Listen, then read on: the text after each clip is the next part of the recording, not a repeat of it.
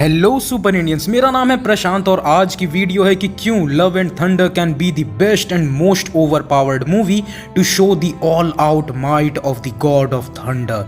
यानी आज मैं आपको बताऊंगा कि थॉर की असल माइट कितनी है और क्यों खुद उसके पिता ओडिन तक थॉर की प्रार्थना करने लगे थे कि थॉर अब पूरी गॉडहुड तुम्हारे कर्मों पे बच सकती है। So without any further ado आओ चलते हैं इस सफर पे। तो जब गॉर ने अपने जीवन का मकसद बना लिया था कि वो पूरे यूनिवर्स के डिवाइनिटी को मिटा देगा, तब उसने अपनी इस जिद को पूरी करने के लिए बनाया था द गॉड बॉम्ब, जिसका एक्सप्लोजन पूरे स्पेस और टाइम पे अपना असर छोड़ता और उससे हर एक गॉड जो एग्जिस्ट करते हैं या पास्ट में एग्जिस्ट करते थे या फ्यूचर में एग्जिस्ट करेंगे, वो सब एग्जिस्टेंस से मिट जाते। और जिंदा रहने के इस दैविक संघर्ष में एक तरफ था गॉर तो दूसरी तरफ था थॉर, जो ठान चुका था कि देवताओं के मुकद्दर को मैं बचा के रहूंगा।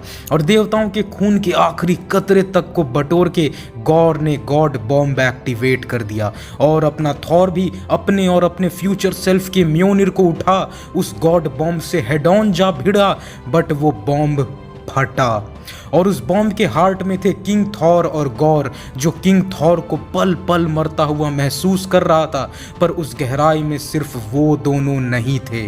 उस गॉड बॉम्ब की हार्ट में मौजूद था थॉर, वो हार्ट जहां समय तक थम चुका था, जहां शाश्वत सच्चाई की आवाज भी रोने की गूंज की तरह थी जो गॉड बॉम्ब के दांतों तले कुचली जा रही थी। अगर वो एक कमजोर देवता होता तो थॉर गॉर के जीत को स्वीकार कर लेता, वो मान लेता कि गॉर ने जो किया वो सही है, देवता इसी के लायक हैं, वो निर्दयी हैं, ईर्ष्यालु हैं और देवताओं के युग के खात्मे का वक्त आ चुका है। पर वो कोई कमजोर देवता नहीं था, ये देवता था उस दहाड़ने वाले आसमानी गरज का, ये देवता था क्रोधित तूफानों का। अगर वो इस पूरे ब्रह्मांड में इकलौता बचा देवता भी होता तो भी वो ऐसे वक्त में अपने देवत्व से पीछे नहीं हटता।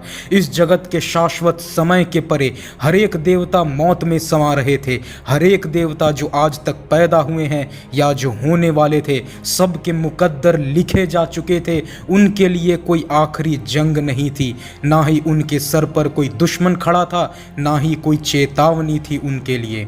वो सब तो बस अपने घुटनों पे गिरे पड़े थे, अंधेरा उनके अस्तित्व को घेरे जा रहा था, उनके जिस्म उनके आंखों के सामने गिर रही थी। उनमें से कुछ ये जानते थे कि ये क्यों हो रहा है, उनमें से कुछ एकदम अनजान थे, पर उन हालातों में भी सभी ने सिर्फ एक ही दृश्य देखा।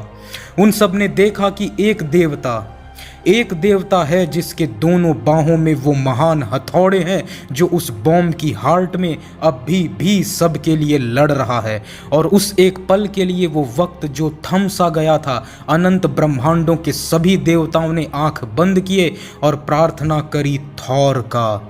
थॉर उस गॉड बॉम्ब को एब्जॉर्ब कर रहा था, वो गॉड बॉम्ब जो पूरे मल्टीवर्स से हर एक गॉड को मार सकती थी। खुद परम पिता ओडिन तक इस काम को नहीं कर सकते थे, इसलिए ब्रह्मांड की गहराई में एक आवाज गूंजी कि मेरी प्रार्थना को स्वीकार करो बेटे। ये गूंज, ये पुकार थी एक पिता की।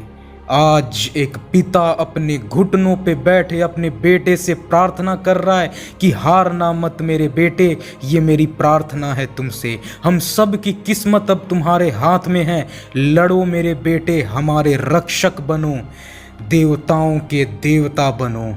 He said, be the savior of us all, be the God of gods। और उस बर्बादी के मंजर से उठ खड़ा होता है एक ऐसा योद्धा जिसने कुछ ऐसा किया जिसे देख the slayer of gods Gorr तक को विश्वास नहीं हुआ।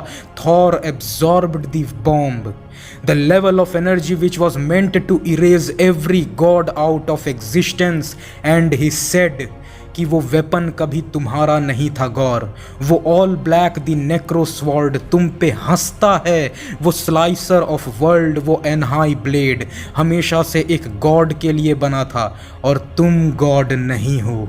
And boom, it was only one single blow, बस एक ब्लो में गॉर अनंत शक्ति की पराकाष्ठा से जमीन के धूल में पड़ा हुआ था। इट वॉज द टाइम जब गौर को असल में यह एहसास हुआ कि एक्चुअल डिवाइनिटी, एक एक्चुअल गॉड क्या हो सकता है। गलती गौर की नहीं थी, बल्कि वो लड़ने ही किसी ऐसे से चला गया था who is meant to be the sole protector of the multiverse. मुझे आज भी कॉमिक का एक स्कैन याद है जहां एक बच्चा कहता है अपनी माँ से कि माँ मुझे आसमान में बिजली चमकने से डर लगता है। उसकी माँ कहती है कि डरना मत बेटे, क्योंकि जब तक तुम इस अनंत आकाश में उस बिजली को देख रहे हो तो याद रखना कि समवन इज आउट देयर, जो जब तक रहेगा हमें कभी चिंता करने की जरूरत नहीं, क्योंकि वो हमारा रक्षक है। तो थॉर की माइटीनेस ये है भाई। And no offence to anyone, अगर लव एंड थंडर जेन की मूवी भी रही, I have no problem with it. बस वो थॉर के आर्क को इस एपिकनेस तक पहुंचा के रिटायर कर दें, then it would be the best see off for a godly character. And Gorr की स्टोरी लाइन सबसे बेस्ट चॉइस है थॉर के लेवल को दिखाने का। तो मैं जिस इमोशंस को फील करता हूं थॉर के कैरेक्टर के साथ, आज इस वीडियो में मैंने वही पहुंचाने की कोशिश की है। तो गाइस, ये था हमारा आज का वीडियो जहां पे मैंने आपको बताया कि why Thor is the god of all gods. अगर आपको ये वीडियो पसंद आई हो तो इस वीडियो को लाइक करें और अपने दोस्तों के साथ शेयर जरूर करें। साथ ही कमेंट करके हमें ये बताएं कि आपको ये वीडियो कैसा लगा, क्योंकि यहाँ पे मैंने सीरियसली कुछ नया ट्राई करने का कोशिश किया है। और ऐसे सुपर ऑसम कंटेंट के लिए हमारे चैनल सुपर इंडिया को सब्सक्राइब कर दें और सारे वीडियो सबसे पहले देखने के लिए नोटिफिकेशन आइकन को प्रेस कर दें। तो मिलते हैं अपने नेक्स्ट वीडियो में। Till then, bye bye.